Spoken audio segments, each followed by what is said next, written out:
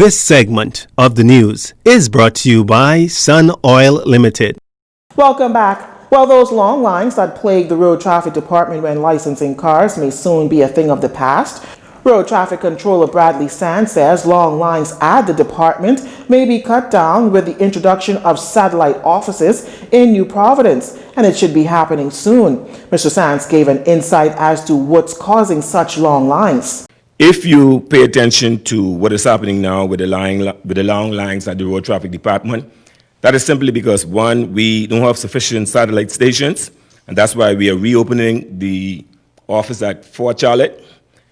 As soon as we are able to open the Carmichael Road station, we will be able to alleviate the backlog that exists with the long lines. It all based on the amount of outlets that the road traffic department. While he gave no timeline for the new satellite locations to open, when faced with questions about whether road traffic would team up with private sector companies to provide vehicle licensing to help ease the burden, Mr. Sands expressed his concerns. My concern with that will have to be that a road traffic personnel will have to be at the site to make sure that the vehicles that are being inspected by these dealers are being inspected and not persons just reporting to road traffic saying that the vehicles are being inspected.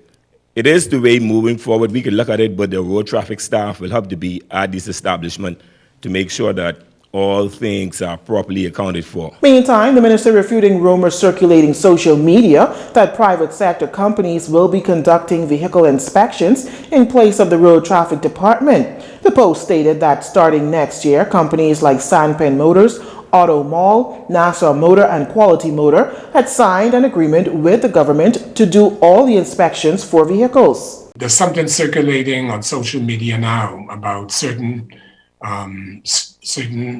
mechanical establishments, auto establishments, getting the exclusive to do inspections.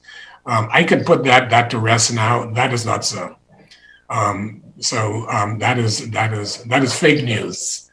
But we are actively examining and looking at different ways of doing the inspection, so that we can make it easier for the motoring public to get their vehicles inspected.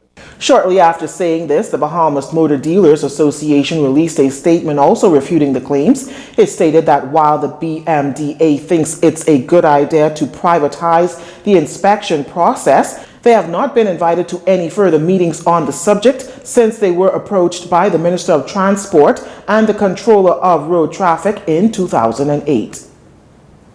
Shifting gears, police issuing a wanted person poster. 30-year-old Jamie Jermaine Jones, alias JJ, of number 74 East Beach Drive, Grand Bahama, is wanted by Central Police on that island for shop breaking and stealing.